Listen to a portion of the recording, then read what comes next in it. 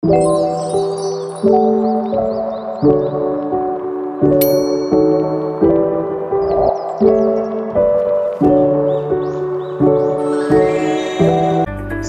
warahmatullahi wabarakatuh.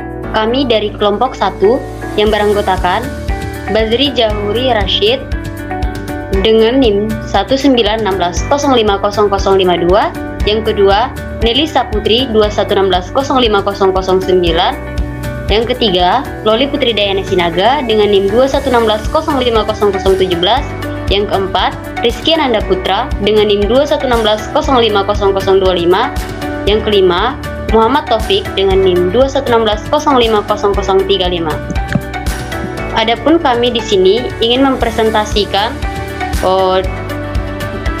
dari jurusan Perbankan Syariah mengenai konsep kredit.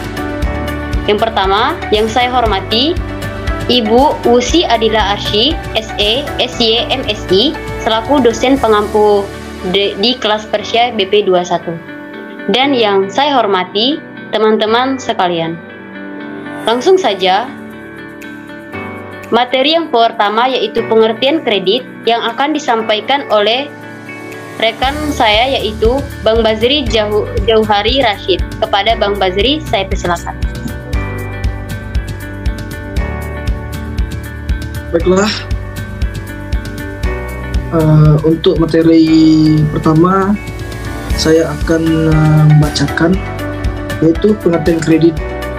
Dalam Undang-Undang Perbankan RI Nomor 10 Tahun 1998, pengertian kredit dijelaskan sebagai penyediaan uang atau tagihan yang dapat dipersamakan dengan itu berdasarkan persetujuan kesepakatan pinjam meminjam antara bank dengan pihak lain yang mewajibkan pihak peminjam melunasi utangnya setelah jangka waktu tertentu dengan pemberian bunga. Dan kredit merupakan fasilitas keuangan yang memungkinkan seseorang atau badan usaha meminjamkan uang untuk membeli produk dan membayarnya kembali dengan jangka waktu yang ditentukan dengan dikenakan bunga. Kredit disediakan oleh bank umum konvensional, BPR, dan Pegadaian. Yang kedua, manfaat kredit. Berikut ini manfaat dari kredit bagi debitur, pemerintah, bank, ataupun bagi masyarakat, diantaranya yaitu manfaat kredit bagi debitur antara lain: satu, untuk meningkatkan usaha dengan pengadaan sejumlah sektor produksi. Yang kedua, untuk memudahkan debitur untuk memilih bank sesuai dengan usahanya. Dan yang ketiga, dalam rahasia keuangan debitur terlindungi dan aman. Yang keempat, kreditur bank relatif mudah didapatkan apabila usaha debitur diterima untuk dilayani. Dan selanjutnya, untuk manfaat kredit bagi pemerintah adalah: yang pertama, sebagai pemacu pertumbuhan ekonomi secara umum. Yang kedua, untuk menciptakan lapangan usaha. Dan yang terakhir, sebagai pengendali kegiatan moneter.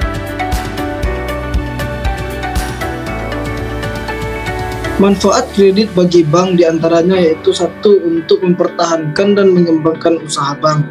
Yang kedua, untuk membantu memasarkan produk atau jasa perbankan yang lainnya.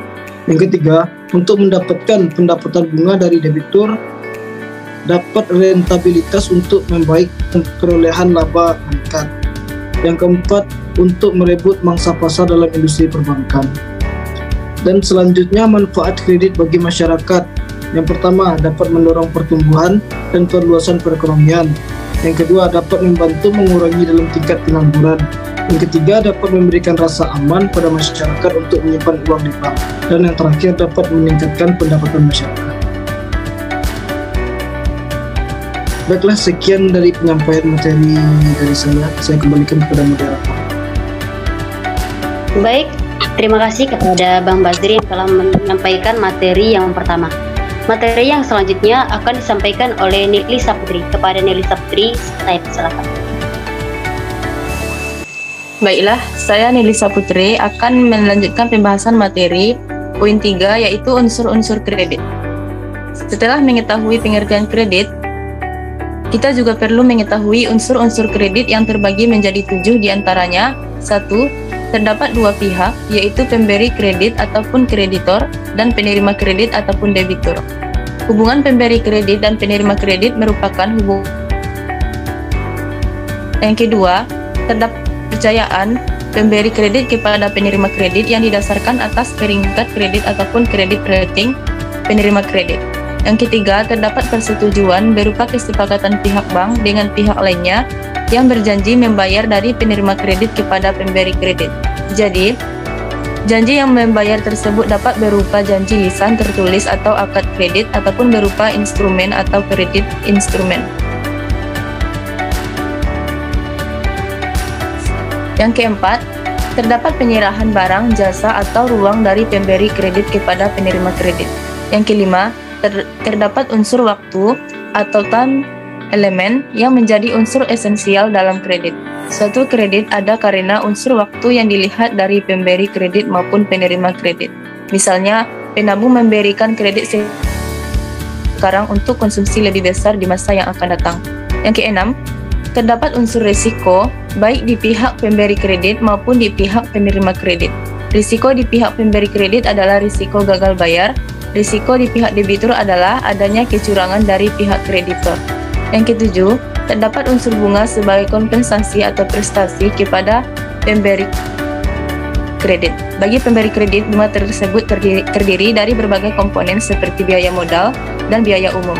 Hanya itu yang dapat saya sampaikan. Saya kembalikan kepada moderator. Terima kasih kepada Nelly Saputri yang telah menyampaikan materinya.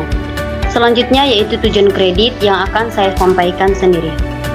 Tujuan kredit. Adapun tujuan kredit antara lain. Yang pertama, mencari keuntungan. Tujuan utama pemberian kredit adalah untuk memperoleh keuntungan. Hasil keuntungan ini diperoleh dalam bentuk bunga yang diterima bank sebagai balas jasa dan biaya administrasi kredit yang dibebankan kepada nasabah. Yang kedua yaitu membantu usaha nasabah. Tujuan lainnya adalah untuk membantu nasabah yang memerlukan dana, baik dan untuk investasi maupun dana untuk modal kerja atau konsumsi. Dengan dana tersebut, maka pihak debitur akan dapat mengembangkan dan memperluas usahanya. Yang ketiga yaitu membantu pemerintah. Tujuan kredit lainnya adalah membantu pemerintah dalam berbagai bidang. Semakin banyak kredit, berarti semakin banyak pula kecuran dana untuk meningkatkan pembangunan di berbagai sektor, terutama sektor real. Baik, subtema yang selanjutnya akan disampaikan oleh Rizky Ananda Putra. Kepada Rizky Ananda Putra, saya persilakan. Baiklah, saya akan menjelaskan materi selanjutnya mengenai prinsip-prinsip kredit. Prinsip-prinsip kredit yang pertama yaitu karakter. Suatu keyakinan bahwa sifat atau watak dari orang-orang yang akan diberikan kredit benar-benar dapat dipercaya. Hal ini tercermin dari latar belakang nasabah, baik yang bersifat latar belakang pekerjaan maupun bersifat pribadi. Yang kedua ada capacity, yaitu untuk melihat nasabah dalam kemampuannya dalam bidang bisnis yang dihubungkan dengan pendidikannya. Kemampuan bisnis juga bisa diukur dengan kemampuannya dalam memahami tentang ketentuan-ketentuan pemerintahan.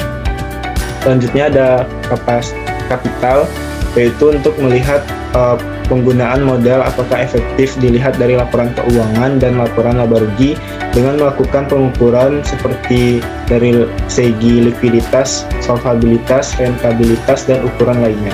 Selanjutnya ada kolateral, merupakan jaminan yang diberikan calon nasabah, baik yang bersifat fisik maupun non-fisik. Jaminan hendaknya melebihi jumlah kredit yang diberikan. Jaminan juga harus teliti keabsahannya, sehingga jika terjadi suatu masalah, maka jaminan yang dititipkan akan dapat dipergunakan secepat mungkin. Yang kelima ada condition, di mana di dalam menilai kredit hendaknya juga dinilai kondisi ekonomi dan politik sekarang dan masa yang akan datang, sesuai dengan sektor masing-masing. Sektor prospek usaha dari sektor yang ia jalankan. Penilaian prospek bidang usaha yang dibiayai hendaknya benar-benar memiliki prospek yang baik, sehingga memungkinkan kredit tersebut bermasalah relatif kecil. Sekian dari saya kembalikan kepada moderator. Terima kasih kepada Rizky Ananda Putra. Materi yang selanjutnya atau materi yang terakhir akan disampaikan oleh Saudara Muhammad Taufik. Kepada Muhammad Taufik, saya persilakan. Baiklah, saya akan menjelaskan pembahasan yang terakhir, yaitu tentang macam-macam kredit. Yang pertama yaitu ada kredit investasi, kredit usaha rakyat, kredit modal kerja, kredit perumahan, kredit kendaraan bermotor, kredit rekening koran, kredit dengan jaminan, installment loan, kredit kartu kredit, dan yang terakhir yaitu kredit tanpa agunan. Baiklah, saya kembalikan kepada moderator. Terima kasih kepada para pemateri yang telah menyampaikan hasil presentasinya, yaitu tentang konsep kredit pada mata kuliah periode perbankan syariah.